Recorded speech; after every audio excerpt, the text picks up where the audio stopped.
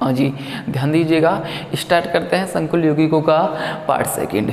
अब देखो थोड़ा समझिएगा भाई कि पार्ट सेकंड को पढ़ने से पहले आप एक बार थोड़ा सा रिवाइज कर लो कि पार्ट फर्स्ट में आपने क्या क्या पढ़ा था। देखो भाई, पार्ट फर्स्ट का आपका जो फर्स्ट टॉपिक था वो था उपसह संयोजक बंध क्या होते हैं। समझो भाई, पार्ट फर्स्ट का आपका पहला टॉपिक कौन सा था कि उपसह संयोजक बंध क्या होते हैं। उपसह संयोजक बंध, उपसह संयोजक बंध का क्या मतलब था भाई। उपसह संयोजक बंध का मतलब होता था कि अगर दो परमाणु के बीच में इलेक्ट्रॉन की शेयरिंग से कोई बॉन्ड बनता है और यदि उस बंध में जो इलेक्ट्रॉन की शेयरिंग होती है वो किसी एक ही एटम के द्वारा हो, अर्थात हम क्या बोलते थे, यदि बंध में भाग लेने वाले दोनों इलेक्ट्रॉन किसी एक ही एटम द्वारा दिए जाते हैं तो बनने वाला बंध आपका क्या कहलाता है, उपसह संयोजक बंध कहलाता है। अब उपसह संयोजक बंध के बाद आपने पढ़ा था लुईस की अम्लक्षार अवधारणा, और उसके बाद आपने क्या पढ़ा था भाई, लुईस की अम्लक्षार अवधारणा के बाद आपने पढ़ा था कि योगात्मक यौगिक क्या होते हैं। देखो, योगात्मक यौगिकों का मतलब क्या है कि जब दो या दो से अधिक सरल स्थायी यौगिकों को आप क्या करते थे,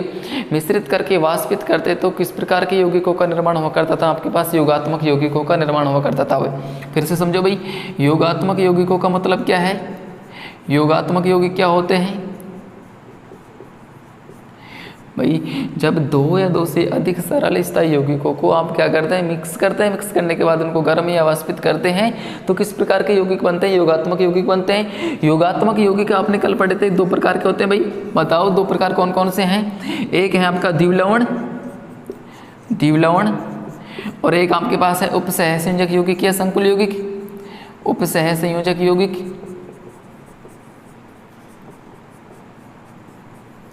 या संकुल यौगिक। ठीक है भाई, ये आपने पढ़ा था कल।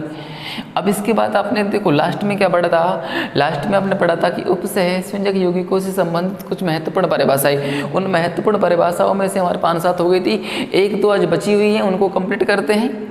लेक्चर नंबर सेकंड में आप क्या करेंगे, जो उपसह संयोजक यौगिकों से संबंधित कुछ परिभाषाएं थी उनमें से एक दो परिभाषाएं बची थी उनको कंप्लीट करेंगे। उसके बाद हम पढ़ेंगे लिगेंडों का वर्गीकरण और पढ़ेंगे भाई उपसह संयोजक यौगिकों का आईपीसी नामकरण। तो स्टार्ट करते हैं लेक्चर नंबर सेकंड का पहला टॉपिक, उभयतंतुक लिगेंड। समझो भाई, देखो उभयतंतुक लिगेंड का मतलब क्या है। उभयतंतुक लिगेंड को समझने से पहले आप एक बार ये तो समझ लो कि लिगेंड का मतलब क्या है भाई। तो लिगेंड का मतलब क्या है कि वे परमाणु, अणु या आयन जो केंद्रीय धातु परमाणु को क्या देते हैं, लोन पेयर देते हैं। तो हम लिख सकते हैं भाई कि सिंपल लिगेंड का मतलब क्या है भाई, लिगेंड क्या होते हैं, वे परमाणु, अणु या आयन होते हैं जो केंद्रीय धातु परमाणु को लोन पेयर देते हैं, जो केंद्रीय धातु परमाणु को लोन पेयर देते हैं। समझे भाई, ऐसे भी बोल सकते हैं कि वे परमाणु, अणु या आयन जो केंद्रीय धातु परमाणु के साथ क्या बनाते हैं, उपसह संयोजक बंध बनाते हैं, उनको क्या बोल दिया जाता है, लिगेंड बोल दिया जाता है। अब समझो लिगेंड क्या होते हैं, जो केंद्रीय धातु परमाणु को लोन पेयर देते हैं। अर्थात क्या हुआ कि लिगेंड अगर होगा कोई तो कम से कम उसके पास एक लोन पेयर तो होगा ही होगा भाई। अगर एक लोन पेयर होगा तभी तो केंद्रीय धातु परमाणु को लोन पेयर दे पाएगा।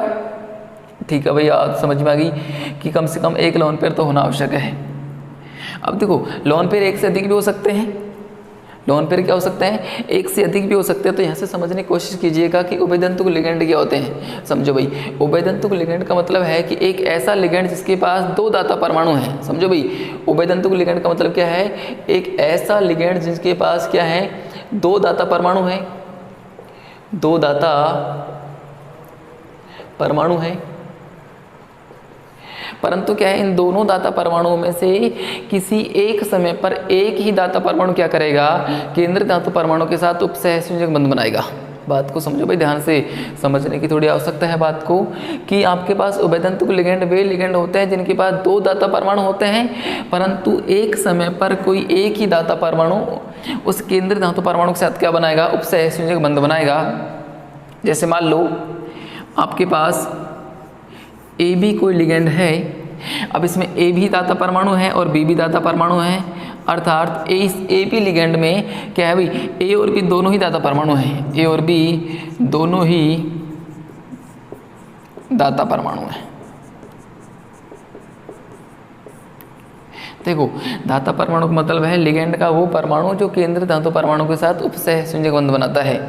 समझो भाई, दाता परमाणु का मतलब क्या होता है लिगेंड का वो परमाणु जो केंद्र धातु परमाणु के साथ उपसहसंयोजक बंध बनाता है उसको क्या बोल दिया जाता है? दाता परमाणु बोल दिया जाता है। लिखो भाई, लिगेंड का वो परमाणु, लिगेंड का वो परमाणु जो केंद्रीय धातु परमाणु के साथ, केंद्रीय धातु परमाणु के साथ उपसहसंयोजक बंध बनाता है,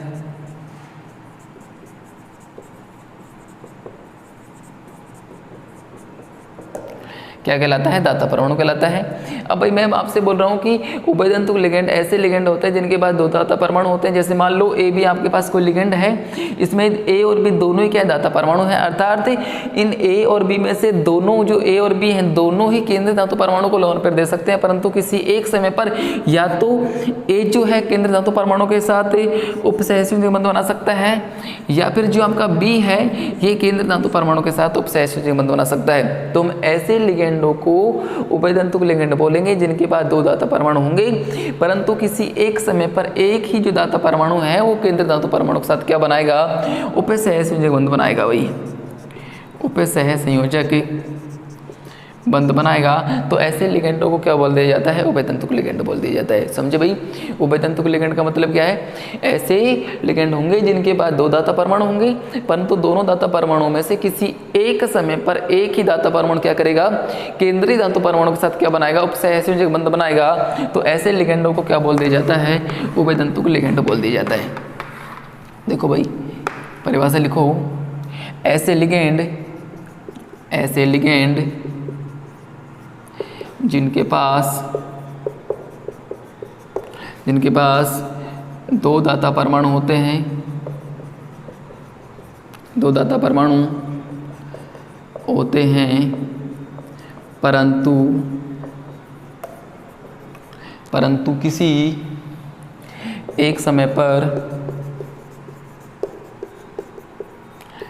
एक ही दाता परमाणु केंद्रीय धातु परमाणु के साथ, केंद्रीय धातु परमाणु के साथ उपसहसंयोजक बंध बना सकता है,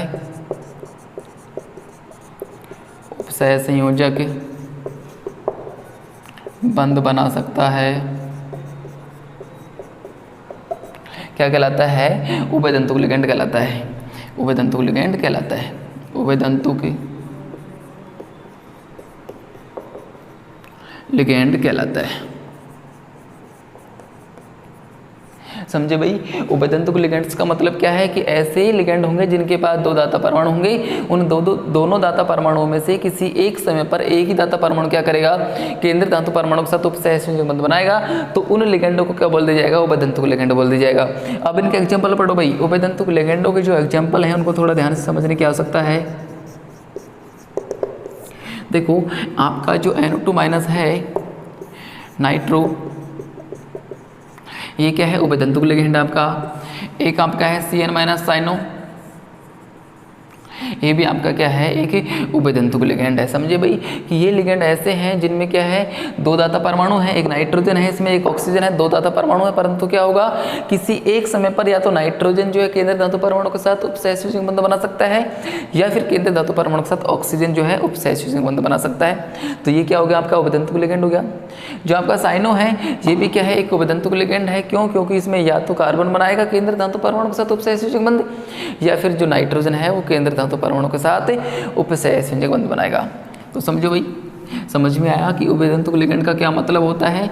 वे लिगेंड जिनके पास दो दाता परमाणु होते हैं, परंतु किसी एक समय पर एक ही दाता परमाणु जो है केंद्रीय धातु परमाणु के साथ उपसहसंयोजक बंध बनाता है। तो इस प्रकार के लिगेंडों को क्या बोल दिया जाता है? उभयतंतुक लिगेंड बोल दिया जाता है। अब थोड़ा ध्यान से समझो भाई।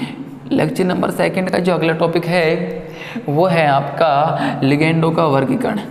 समझो भाई, लिगेंडों का वर्गीकरण। ध्यान देना भाई। देखो लिगेंडों का वर्गीकरण आपको समझ में आ गया तो आपको देखो केंद्रीय धातु परमाणु की जो ऑक्सीकरण होता है वो निकालने में भी कोई परेशानी नहीं होगी। और आईपीएसी तो लिगेंडों के वर्गीकरण बगैर आपको समझ में आएगी नहीं, तो थोड़ा सा ध्यान से समझने की आवश्यकता है बात को कि लिगेंडों का वर्गीकरण क्या है, किस किस आधार पर हम लिगेंडों को बांटते हैं, समझते चलना भाई। तो सबसे पहला जो आधार है आपका लिगेंडों को बांटने का वो है आवेश के आधार पर। सबसे पहले कैसे बांटेंगे, आवेश के आधार पर लिगेंडों का वर्गीकरण। देखना भाई, सबसे जो पहला आधार है आपका ए, वो है आवेश के आधार पर लिगेंडों का वर्गीकरण। आवेश के आधार पर लिगेंडों का वर्गीकरण, लिगेंडों का वर्गीकरण। ध्यान देना भाई, आवेश के आधार पर जो आपके लिगेंड हैं 3 प्रकार के होते हैं, समझना। आवेश के आधार पर जो आपके लिगेंड हैं 3 प्रकार के होते हैं। उनमें सबसे पहला लिगेंड है, सबसे पहला जो प्रकार है वो है आपके उदासीन लिगेंड, उदासीन लिगेंड। उसके बाद में जो दूसरा प्रकार है इसमें वो है ऋणावेशित लिगेंड, ऋणावेशित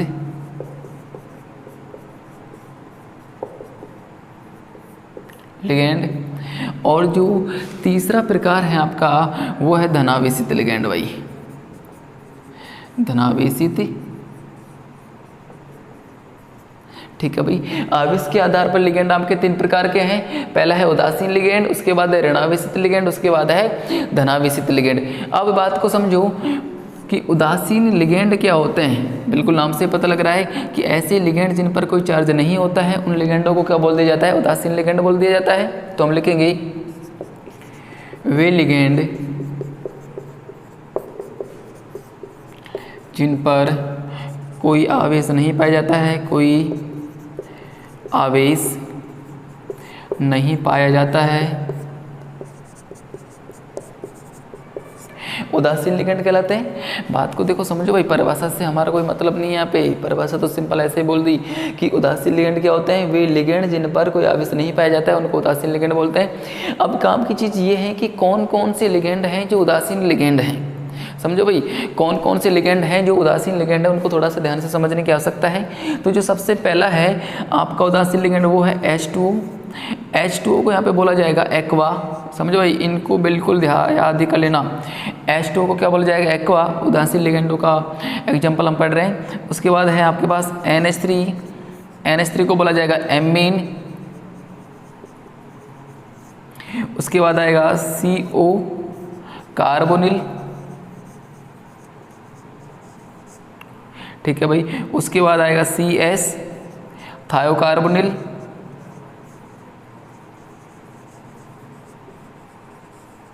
इनको बिल्कुल याद कर लेना भाई, बहुत काम की चीज़ है। H2O एक्वा है, NH3 एमीन है, CO कार्बोनिल है, CS थायोकार्बोनिल है, N2 आपका नाइट्रोजन है। N2 क्या है, नाइट्रोजन है। O2 आपका ऑक्सीजन है। उसके बाद में देखो PH3 आपका फॉस्फीन हो जाएगा। PH3 क्या हो जाएगा, फॉस्फीन। ठीक है, उसके बाद देखो ये आ जाएगा PH का होल थ्राइस। इसको हम क्या बोलेंगे, ट्राइफेनिल फॉस्फीन। समझो भाई, PH3 को क्या बोल दिया जाएगा, ट्राइफेनिल फॉस्फीन, ट्राइफेनिल फॉस्फीन। समझ में आया, देखो एक बार और बोलो भाई। H2 आपका एक्वा है, NH3 आपकी एमीन है, CO आपको कार्बोनिल है, CS आपका थायोकार्बोनिल है, N2 आपका नाइट्रोजन है, O2 आपका ऑक्सीजन है, PH3 फॉस्फीन है और PH3 का होल थ्राइस के आपके पास ट्राइफेनिल फॉस्फीन है। और देखो भाई कि उदासीन लिगेंड और कौन कौन से आपके पास, ध्यान देना भाई। उसके बाद आ जाएगा आपके पास इथाइलिन डाइएमीन। वो क्या होता है, देखो NH2 CH2 NH2, ये क्या है आपका, इथाइलिन डाइएमीन। ये क्या है आपका, इथाइलिन डाइएमीन, इथाइलिन डाइएमीन। इसको हम क्या करते हैं, EN से रिप्रेजेंट करते हैं, इथाइलिन डाइएमीन। इसके बाद देखो क्या आएगा आपका, पिरिडीन आ जाएगा। ये आपका क्या है भाई, पिरिडीन है। C5H5N आपका क्या है, पिरिडीन है। और देखो भाई उदासीन लिगेंडों में और कौन से आपके लिगेंड हो सकते हैं, समझना भाई। एक ये हो सकता है आपका, देखो एक कौन सा हो सकता है आपका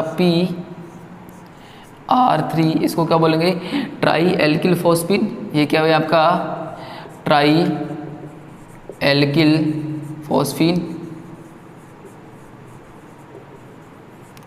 ट्राई एल्किल फॉस्फीन है ये। इसके बाद ये हो सकता है भाई P या फिर ऐसे हो सकता है भाई, ट्राई एल्किल फॉस्फीन हो गया। अगला ये हो सकता है RNH2, ये हो सकता है भाई। RNH2 को हम क्या बोल देंगे, देखो ये हो जाएगा आपका एल्किलेमिन। ये क्या हो जाएगा भाई आपका, एल्किलेमिन। RNH2 क्या हो जाएगा आपके पास, एल्किलेमिन। और ये देखो भाई अगला RNH, R आपका क्या हो जाएगा, डाई एल्किलेमिन हो जाएगा, डाई एल्किल एमीन। और इसी प्रकार से आपका क्या हो जाएगा, ट्राई एल्किल एमीन हो जाएगा भाई, RNR। ये क्या हो जाएगा, ट्राई एल्किल एमीन। तो समझे भाई, ये आपका क्या है, उदासीन लिगेंड है, अर्थात ये ऐसे लिगेंड हैं जिन पर कोई आवेश नहीं पाया जाता। एक बार तो देखो सबसे आराम से इनको लिखो और उसके बाद याद करना स्टार्ट कर देना भाई। देखो मैं एक बार फिर से बुलवाता हूँ आपको। H2 होता है एक्वा, NH3 होता है एमीन, CO होता है कार्बोनिल, CS होता है थायोकार्बोनिल, N2 होता है नाइट्रोजन, O2 होता है ऑक्सीजन, PH3 होता है फॉस्फीन, PPH3 का इसका होता है ट्राइफेनिल फॉस्फीन। ये आपका जो है NH2 CH2 NH2, ये क्या आपके पास इथाइलिन डाइएमीन, इसको ENC शो करते हैं। ये आपका है पिरिडीन। और ये PR3 try alkyl phosphine, RNH2 है आपका एल्किलेमीन, RNHR है आपका डाई एल्किलेमीन, और RNH ये RNR और R आपका क्या है, ट्राई एल्किलेमीन। एक और होता है आपका देखो उदासीन लिगेंडों में NO, इसको क्या बोला जाता है, नाइट्रोसिल बोला जाता है भाई, नाइट्रोसिल। तो ये आपके क्या हैं, उदासीन लिगेंड हैं जिन पर कोई चार्ज नहीं पाया जाता। इनको थोड़ा उतारो भाई, ठीक है। फिर आगे देखते हैं।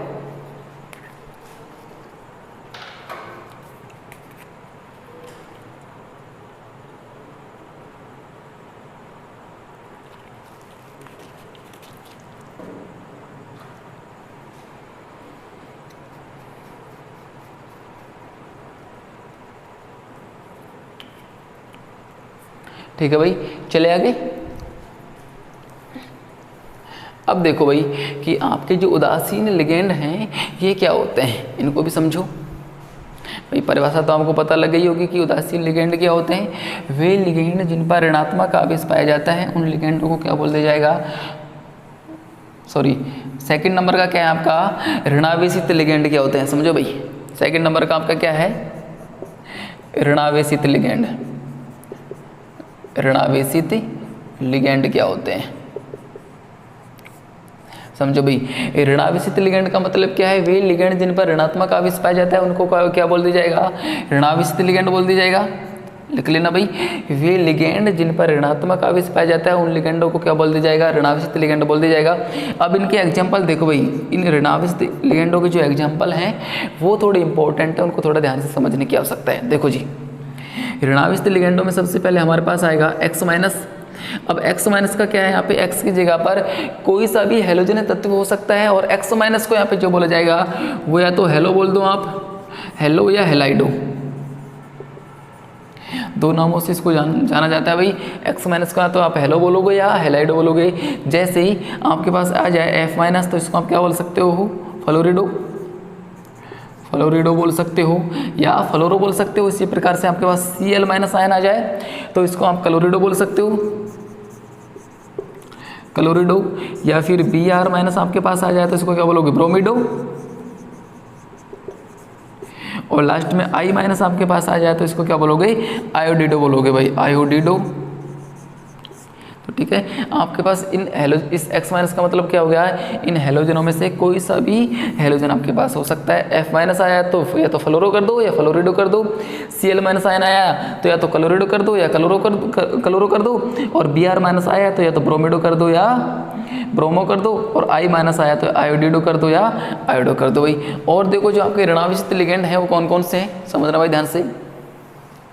ऋणाविष्ट जो लिगेंड है आपके, उनमें दूसरे नंबर के हैं आपके पास OH माइनस, इनको थोड़ा समझना भाई ध्यान से। OH माइनस आयन को बोला जाता है हाइड्रोक्सो,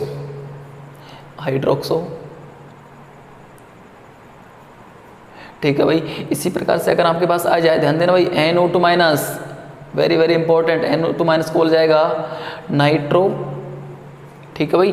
NO2 माइनस को क्या बोला जाएगा, नाइट्रो बोला जाएगा। इसी प्रकार से आपके पास आ जाए NO माइनस, इसको बोला जाएगा नाइट्रीटो, ठीक है भाई, समझे। OH माइनस आयन को, सॉरी OH माइनस को क्या बोला जाएगा, हाइड्रोक्सो, NO2 माइनस को नाइट्रो, और ONO माइनस को बोला जाएगा नाइट्रीटो बोला जाएगा।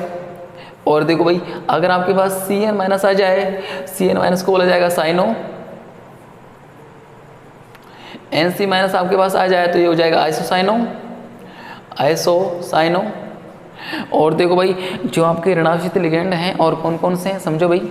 अगर आपके पास आ जाए CO3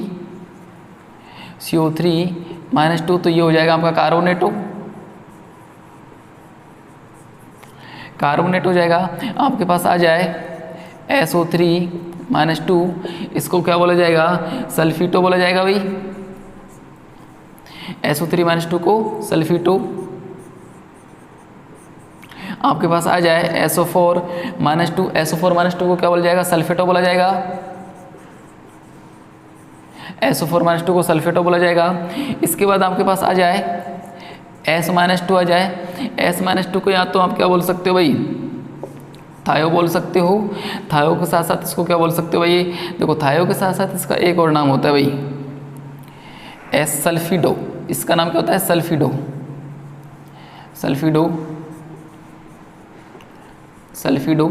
उसके पास आ सकता है आपके पास O -2 का नाम होता है ऑक्जो। आपके पास आ सकता है O2 -2, इस O2 -2 का नाम होता है परऑक्सो। O2 -2 क्या नाम होता है, परऑक्सो। अब देखो और भी आपके पास ऋणाविष्ट लिगेंड हैं, वो देखो भाई कौन कौन से हैं, देखो ध्यान से समझना। इसके बाद जो ऋणाविष्ट आपके पास लिगेंड होते हैं वो देखो भाई कौन कौन से हैं। देखो एक है आपके पास, मैं आपको तरीका थोड़ा बता देता हूँ भाई। आपने जब उदासीन लिगेंड पढ़ा था तो इस NH3 को क्या बोला था, ये NH3 तो क्या है आपका एक है, NH3 तो एक उदासीन लिगेंड है। अब क्या करो, NH3 तो क्या हो गया आपका एक उदासीन लिगेंड हो गया। अब आप क्या करो, इस NH3 में से एक H+ को निकाल दो। इस NH3 में से जब आप एक H+ को निकालेंगे तो यहाँ पे क्या बचेगा, NH2 माइनस, और इस NH2 माइनस को बोला जाता है एमिडो।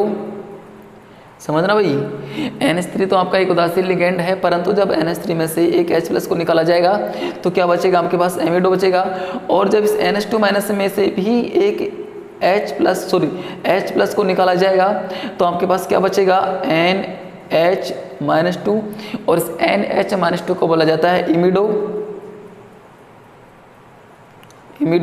अब आप क्या करो, जो NH -2 है उसमें से भी आप क्या करो, एक H+ को निकाल दो तो क्या बचेगा, N -3, और इस N -3 को क्या बोला जाएगा, नाइट्रीडो बोला जाएगा भाई। इसको क्या बोला जाएगा, नाइट्रीडो। देखो भाई फिर से समझने की कोशिश करना। आपका NH3 तो क्या है, एक उदासीन लिगेंड है।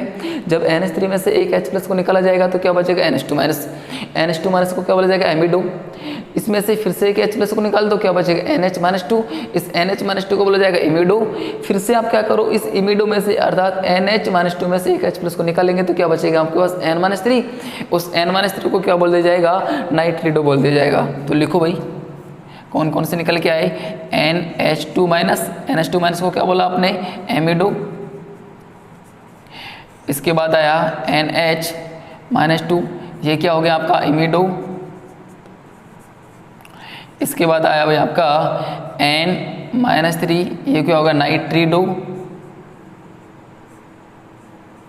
नाइट्रिडो। अब देखो एक और होता है भाई आपका N3-, इनमें कन्फ्यूज मत हो जाना भाई, ये है N-3, मतलब पावर की इसमें पावर कितनी है -3, और यहाँ पे 3 नाइट्रोजन परमाणु, उनके ऊपर 1 माइनस का चार्ज है, और इसको क्या बोला जाएगा, N3- को एजिडो बोला जाएगा। इसको क्या बोला जाता है, एजिडो बोला जाता है। तो ये आपके क्या है, ऋणावेशित लिगेंड है। एक बार फिर से समझो भाई, ऋणावेशित लिगेंडों का मतलब क्या होता है, सिंपल वे लिगेंड जिन पर क्या होता है, ऋणात्मक आवेश पाया जाता है, उन लिगेंडों को क्या बोल दिया जाएगा, ऋणावेशित लिगेंड बोल दिया जाएगा। ये आपके पास है, देखो भाई, एक तो हेलो या हेलाइडो, इनमें चारों के चारों एटम कोई से भी हो सकते हैं। OH- हाइड्रोक्सो, NO2- क्या हो जाएगा, nitro, ONO- नाइट्रीटो, CO3- 2 कार्बोनेटो, SO3- 2 सल्फेटो, sorry SO3- 2 होता है आपका सल्फेटो, SO4- 2 होता है सल्फेटो, O2- ऑक्जो, O2- 2 परऑक्सो, इसके बाद CN- साइनो, NC- आइसोसाइनो, और देखो भाई इसके बाद देखो NH2- एमिडो, NH- हो जाएगा आपका इमिडो, N3- आपका हो जाएगा नाइट्रीडो, और N3- आपका क्या हो जाएगा, एजिडो हो जाएगा। तो ये आपके कौन से हो गए, ऋणावेशित लिगेंड हो गए। अब आगे देखते हैं भाई धनावेशित लिगेंड क्या होते हैं।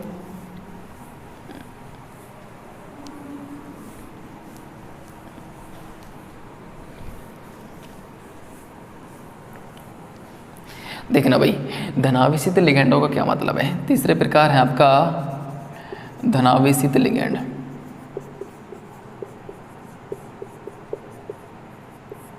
समझना भाई बात को, देखो सिंपल है परिभाषा तो, कि वे लिगेंड जिन पर क्या पाया जाता है, धनात्मक आवेश पाया जाएगा, उन लिगेंडों को क्या बोल दिया जाएगा, धनावेशित लिगेंड बोल दिया जाएगा। और खास बात देखो, एक नोट डाल के लिख लेना भाई, नोट डाल के क्या लिखोगे, जो ऋणावेशित लिगेंड हैं उनके नाम में अनुलग्न O लगेगा। ध्यान देना, जो आपके ऋणावेशित लिगेंड हैं, ऋणावेशित जो लिगेंड हैं आपके, उनके नाम के में जो अनुलग्न लगेगा वो क्या लगेगा, O अनुलग्न लगेगा भाई, ठीक है। और जो आपके धनावेशित लिगेंड हैं उनके नाम में आपको IUM शब्द लगाना पड़ेगा, EM शब्द लगाना पड़ेगा। जैसे NO+, यहाँ पे क्या होता है, नाइट्रोलियम होता है, नाइट्रोलियम। और सिंपली अगर ये उदासीन लिगेंड होता तो NO का क्या नाम होता, नाइट्रोसिलियम था भाई इसका नाम, नाइट्रोसिलियम। और जब NO+ आ गया तो इसका क्या नाम हो गया, नाइट्रोलियम नाम हो गया भाई, ठीक है। अब देखो धनावेशित लिगेंड आपके कोई ज़्यादा काम में आएंगे नहीं भाई, तो इनका इतना ही देखते हैं। आगे जो लिगेंडों का वर्गीकरण है उसको थोड़ा ध्यान से समझो भाई। आगे जो लिगेंडों का वर्गीकरण है वो है दंतुकता के आधार पर। दूसरा बेस है लिगेंडों को वर्गीकृत करने का, वो है दंतुकता के आधार पर। दंतुकता के आधार पर लिगेंडों का वर्गीकरण,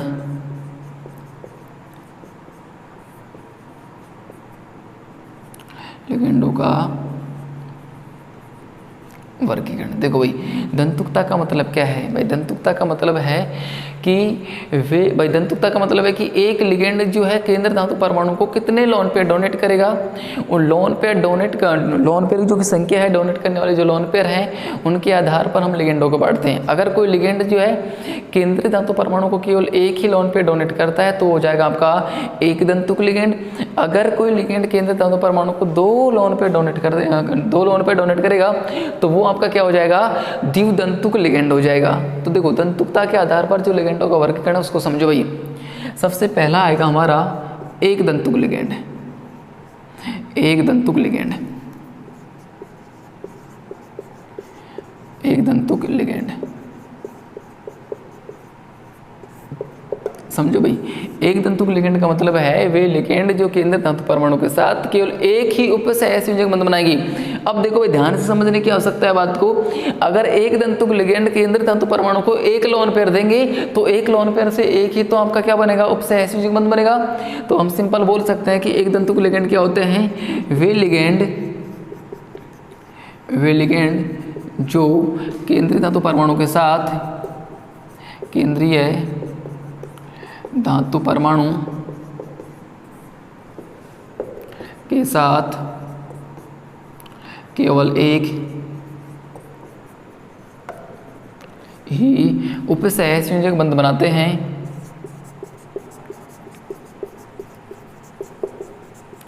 केवल एक ही उपसह संयोजक बंध बनाते हैं, उन्हें क्या बोल दिया जाता है? एक दंतुक लिगेंड बोल दिया जाता है। एग्जाम्पल देखो भाई, एग्जाम्पल देखो OH minus CN minus NC minus NO2 minus ONO minus PH3 हो गया आपका, PR3 हो गया, NH3 हो गया आपका, H2 हो गया। मतलब अभी तक आपने जो भी लिगेंड पढ़े हैं, इससे पहले आवेश के आधार पर हमने उन्हीं लिगेंडों को पढ़ा था जो कैसे थे? एक दंतुक लिगेंड थे। तो समझे भाई, आवेश के आधार पर इससे पहले हमने जितने भी लिगेंड पढ़े हैं वो सारे के सारे क्या हैं? एक दंतुक लिगेंड हैं। समझो, एक दंतुक लिगेंड का मतलब क्या हो गया? वे लिगेंड जो केंद्र धातु परमाणु को एक ही लोन पेयर देंगे, या ऐसे बोल सकते हैं जो केंद्र धातु परमाणु के साथ एक ही उपसहसंयोजक बंध बनाते हैं, उनको क्या बोल दिया जाता है? एक दंतुक लिगेंड बोल दिया जाता है। ठीक है, आगे चलो भाई। आगे है आपका द्विदंतुक लिगेंड। दूसरा टॉपिक है इसी में आपका द्विदंतुक लिगेंड। द्विदंतुक लिगेंड देखो, इसका क्या होगा? वे लिगेंड जो केंद्र धातु परमाणु के साथ दो उपसहसंयोजक बंधों का निर्माण करते हैं, उन लिगेंडों को आप क्या बोलोगे भाई? द्विदंतुक लिगेंड बोलोगे। तो लिखो, वे लिगेंड जो केंद्रीय धातु परमाणु के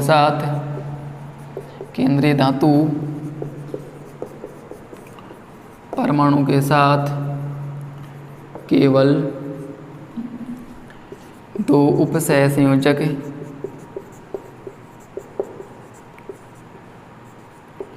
बंध बनाते हैं, उनको क्या बोल दिया जाएगा? द्विदंतुक लिगेंड बोल दिया जाएगा। समझो, द्विदंतुक लिगेंड का मतलब है कि ये लिगेंड जो होंगे केंद्रीय धातु परमाणु को दो लोन पेयर डोनेट करेंगे। अगर ये केंद्रीय धातु परमाणु को दो लोन पेयर डोनेट करेंगे तो इन लिगेंडों को क्या बोल दिया जाएगा? द्विदंतुक लिगेंड बोल दिया जाएगा। अब इनके एग्जाम्पल थोड़ा ध्यान से समझना भाई, जो द्विदंतुक लिगेंड हैं वे कौन कौन से हैं? समझो भाई, द्विदंतुक लिगेंड में सबसे पहला जो एग्जाम्पल है आपका वो है ऑक्सीलेटो।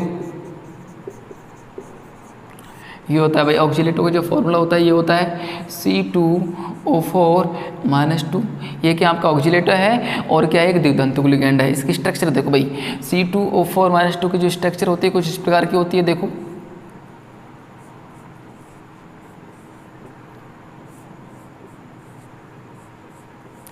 ये क्या आपका C2O4 - 2, ये क्या आपका एक ऑक्सीलेटो है और द्विदंतुक लिगेंड है। द्विदंतुक लिगेंड का मतलब ये जो लोन पेयर है केंद्र धातु परमाणु को दो लोन पेयर देगा भाई।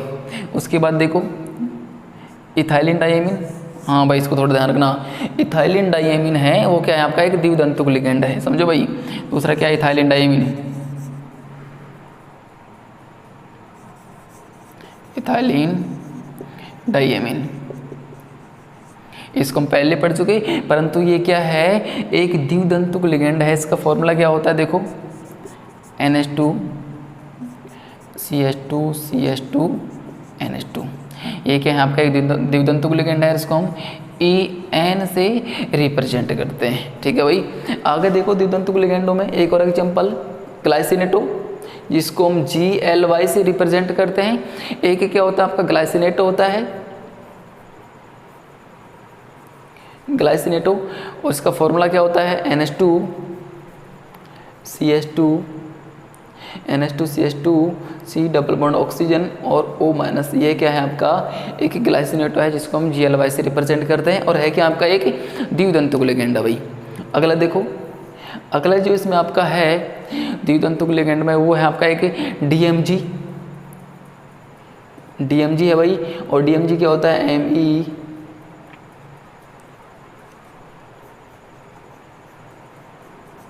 ये कौन सा लिगेंड है आपका? एक DMG लिगेंड है भाई, डाइमेथिल ग्लाइऑक्सीनेटो। ठीक है, DMG की फुल फॉर्म क्या होगी? डाइमेथिल ग्लाइऑक्सीनेटो। ठीक, और यहाँ पे जो Me है ना भाई, इस Me का मतलब है मैथिल समूह है। ये Me का मतलब क्या है? ये मैथिल समूह है। तो समझ में आ गया भाई द्वितंतुक लिगेंड क्या होते हैं। वे लिगेंड होते हैं जो केंद्रीय धातु परमाणु को 2 लोन पेयर देते हैं, अर्थात केंद्रीय धातु परमाणु के साथ 2 उपसहसंयोजक बंधों का निर्माण करते हैं, उनको क्या बोल दिया जाएगा, द्वितंतुक लिगेंड बोल दिया जाएगा। ये बता लो भाई।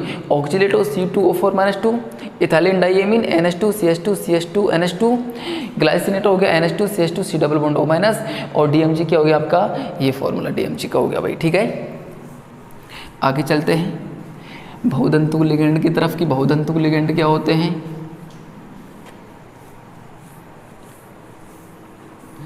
देखो भाई, अगला जो है आपका दंतुकता के आधार पर सिंबल वो है बहुदंतुक लिगेंड। बहुदंतुक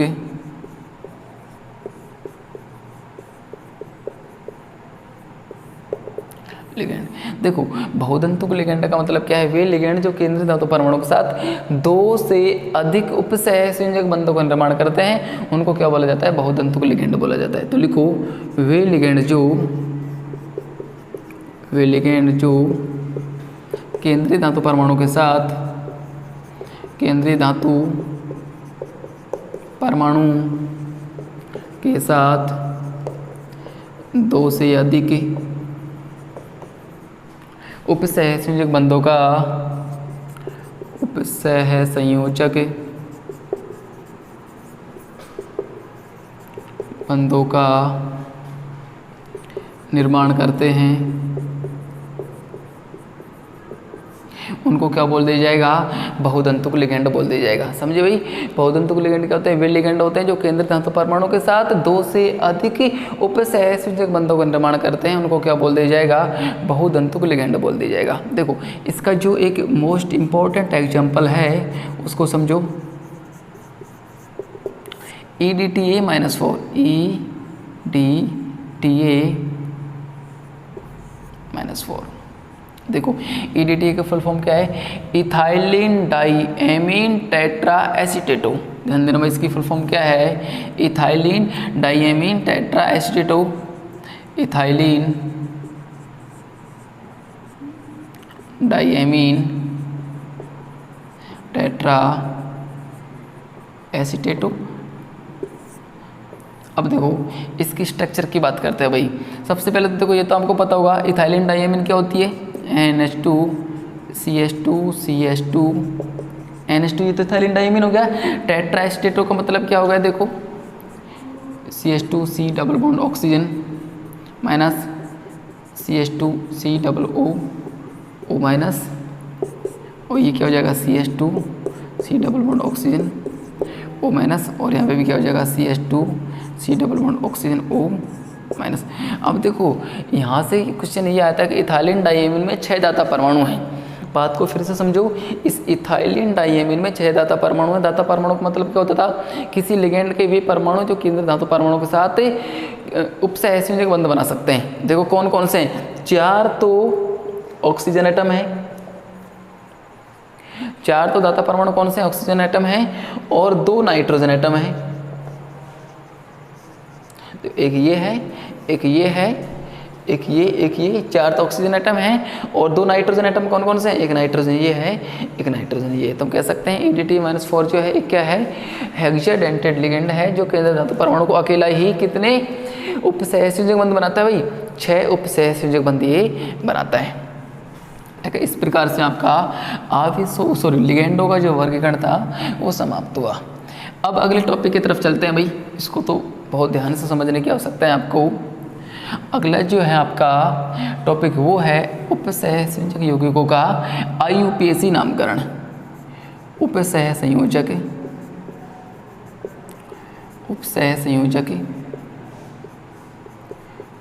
यौगिकों का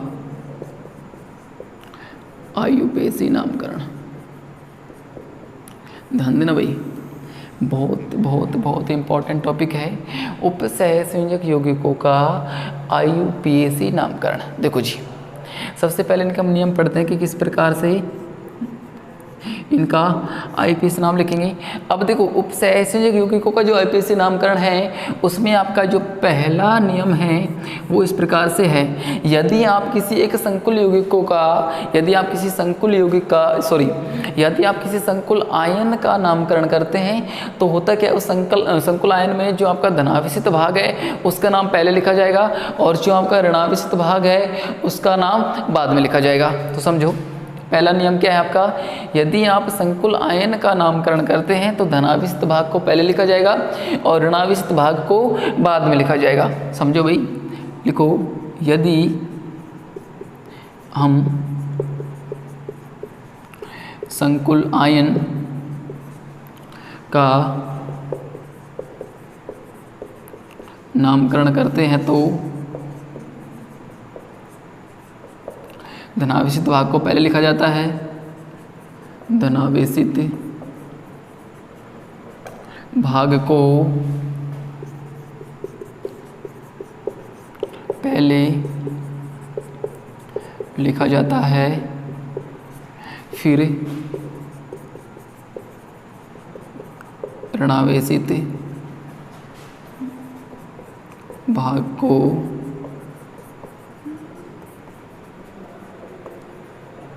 देखो भाई, अगर आपको ध्यान से ये समझ में आ जाएंगे कि सबसे पहले नियम क्या है, यदि हम संकुल आयन का नामकरण करते हैं तो धनावेशित भाग को पहले लिखेंगे और ऋणावेशित भाग को क्या लिखेंगे, बाद में लिखेंगे। देखो कैसे ही आपके पास मैंने उपसहसंयोजक यौगिकों के आपको फॉर्मेट बताए थे, कुछ इस प्रकार के हो सकते हैं, एक ये और एक ये।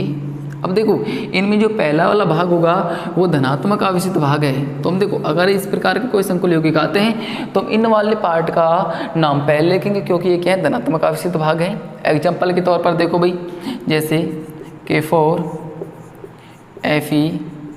FeCN6 आ गया, तो देखो ये इससे मैच कर रहा है, इस प्रकार का फॉर्मेट है। तो सबसे पहले हम क्या लिखेंगे, इस धनात्मक आवेशित भाग को लिखेंगे। सबसे पहले नियम आपको समझ में आ गया भाई, यदि आप संकुल आयन का नामकरण करते हैं तो धनात्मक आवेशित भाग को पहले लिखते हैं, देन उसके बाद हम क्या लिखेंगे, ऋणात्मक आवेशित भाग को लिखेंगे। अब इसमें नोट डाल के एक बात लिखो भाई, संकुल आयन का या फिर किसी भी उपसहसंयोजक यौगिकों का नामकरण करते समय हम धनावेशित भाग और ऋणावेशित भाग की संख्या का उल्लेख नहीं करते हैं। ये संख्या में कितने भी हमको कोई मतलब नहीं है। जैसे यहाँ पे K4 है तो हम टेट्रा पोटेशियम ना लिख के केवल पोटेशियम लिखेंगे। तो नोट डाल के क्या लिखेंगे, धनात्मक आवेशित भाग और ऋणात्मक आवेशित भाग की संख्या का उल्लेख लिखते समय नहीं करते हैं। लिखो भाई, धनात्मक आवेशित भाग व ऋणात्मक आवेशित भाग की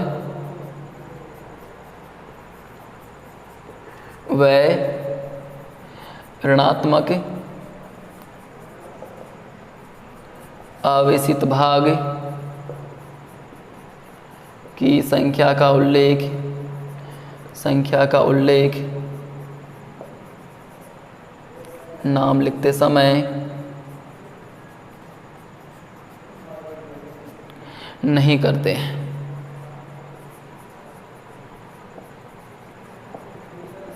ठीक है भाई, समझे बात को। अर्थात इसका मतलब क्या हुआ कि जैसे ये आपको एग्जांपल दिया K4 FeCN6, यहाँ पे ये धनात्मक आवेशित भाग है तो यहाँ पे टेट्रा पोटेशियम ना लिख के हम सिंपल क्या लिखेंगे, पोटेशियम लिखेंगे। तो पहला नियम आपको समझ में आ गया भाई कि यदि हम संकुल आयन का नामकरण करते हैं तो धनात्मक आवेशित भाग का नाम पहले लिखते हैं, देन उसके बाद किसका नाम लिखते हैं, ऋणात्मक आवेशित भाग का नाम लिखते हैं। ठीक है भाई, अब चलो दूसरे नियम पर। दूसरे नियम पे आते हैं क्या कि देखो ये तो हो गया आपका धनात्मक आवेशित भाग। अगर आप क्या करते हैं, इस संकुल का नामकरण करते हैं, उपसहसंयोजक सत्ता का नामकरण करते हैं, तो इसमें दो ही चीज़ आएंगी, एक तो केंद्र धातु परमाणु, एक आपका लिगेंड। तो होता क्या है कि धातु परमाणु का नाम लिखने से पहले लिगेंड का नाम लिखा जाता है भाई। तो लिखो, धातु परमाणु का नाम लिखने से पहले धातु के नाम से पहले लिगेंड का नाम लिखा जाता है। इंपॉर्टेंट है भाई। होता क्या है, इस समानुसत्ता में दो प्रकार की चीज़ आएंगी हमारे पास, एक तो केंद्र धातु परमाणु, एक लिगेंड। तो धातु परमाणु का नाम लिखने से पहले किसका नाम लिखेंगे, लिगेंड का नाम हम लिखेंगे। अब लिगेंड के नाम लिखने के भी हमारे पास 2-3 तरह के हो सकते हैं। देखो, यदि लिगेंड एक ही प्रकार के हैं, ध्यान देना भाई, यदि लिगेंड, इसमें पहली कैटेगरी क्या है, यदि लिगेंड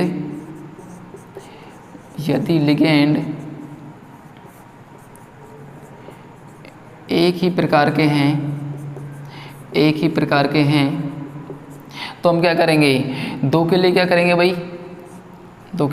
भाई, अगर जैसे आपने 10वीं क्लास में 11वीं क्लास में जो आईपीसी पढ़ी थी, उसमें क्या होता था, यदि आपका जो एक प्रतिस्थापी एक से अधिक बार आता था तो आप क्या करते थे भाई, मोनो बाई ट्राई टेट्रा शब्द काम में लेते थे। तो यहाँ पे भी ऐसा ही है, सिंपल, 2 आ गया तो हम क्या शब्द काम में लेंगे, डाई शब्द काम में लेंगे, 3 आ गया तो ट्राई शब्द काम में लेंगे, 4 आ गया तो टेट्रा शब्द काम में लेंगे, 5 आ गया तो पेंटा शब्द काम में लेंगे।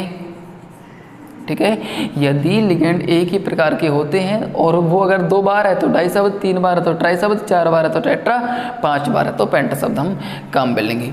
अब आगे देखो भाई, ध्यान देना, इसी लिगेंड के नामकरण में हम क्या क्या करते हैं। देखो, लिगेंड में पहला तो ये हो गया। दूसरा देखो भाई, यदि लिगेंड एक से अधिक प्रकार के हैं, ध्यान देना भाई, यदि लिगेंड एक से अधिक प्रकार के हैं तो हम अंग्रेजी वर्णमाला का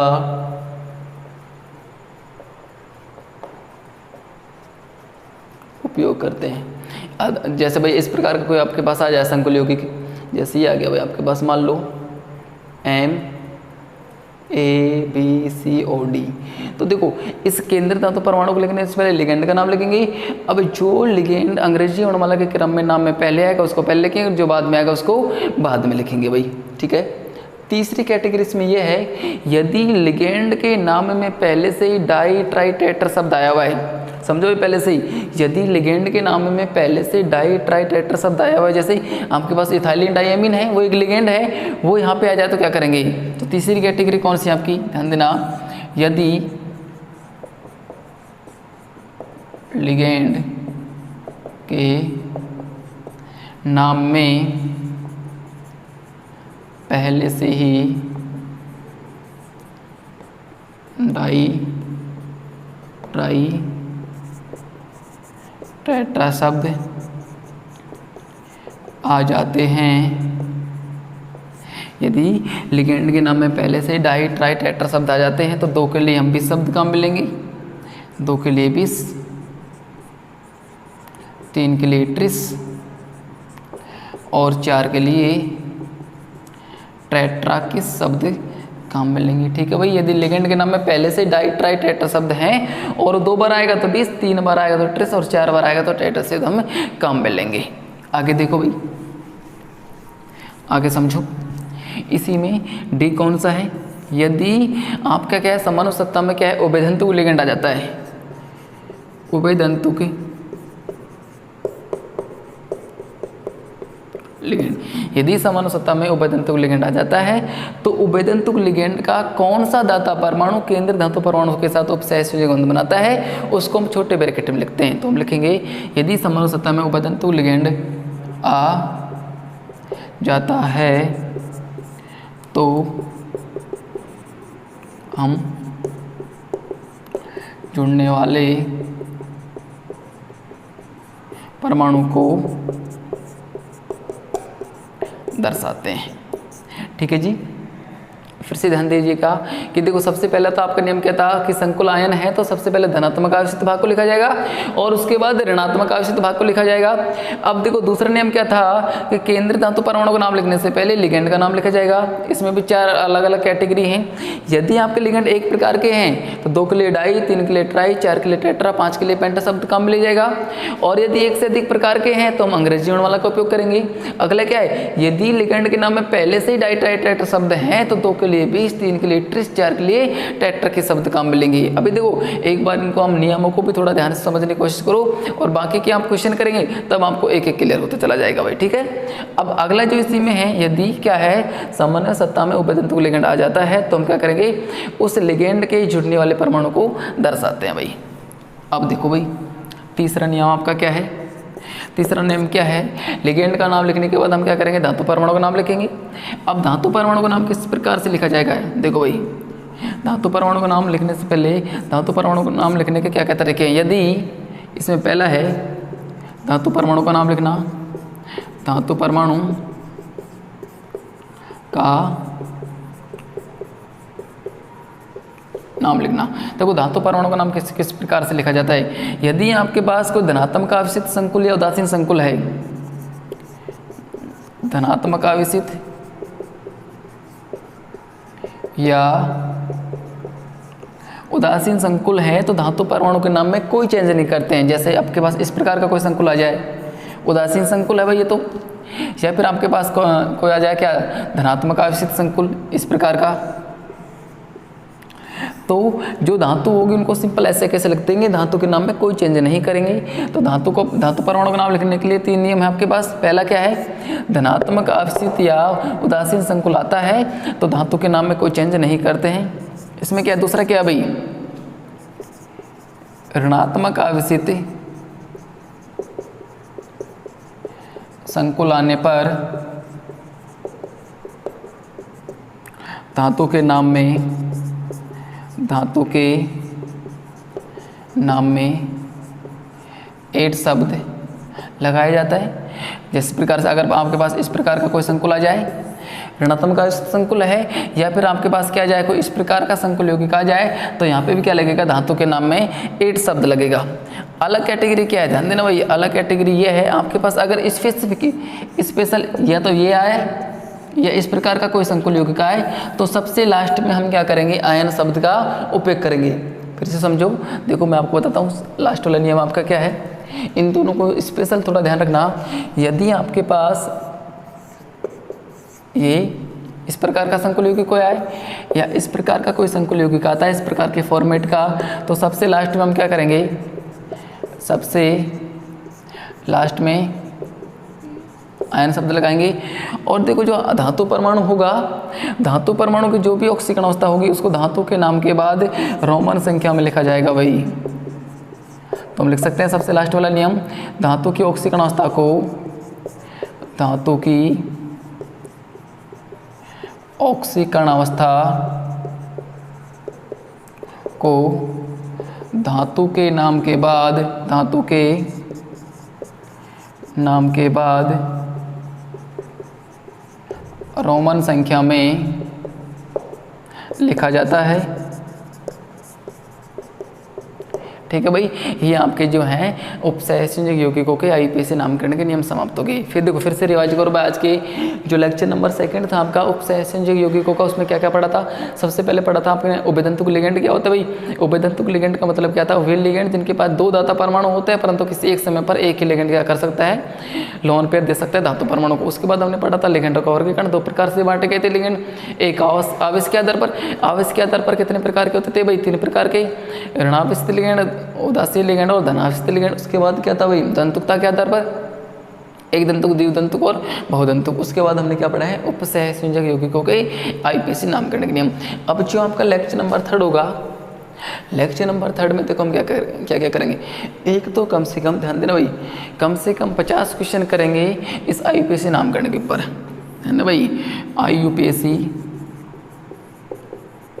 नामकरण जो है उसके क्वेश्चन करेंगे कितने, कम से कम 50 क्वेश्चन कर लेंगे भाई। और उसके बाद हम जो है धातु परमाणु को ऑक्सीकरण अवस्था भी यहीं से निकालना सीख लेंगे। तो जो लेक्चर नंबर 3 होगा आपका केवल किस पर होगा, आईयूपीएसी नामकरण के कम से कम 50-60 क्वेश्चन हम करेंगे। ठीक है भाई, ओके।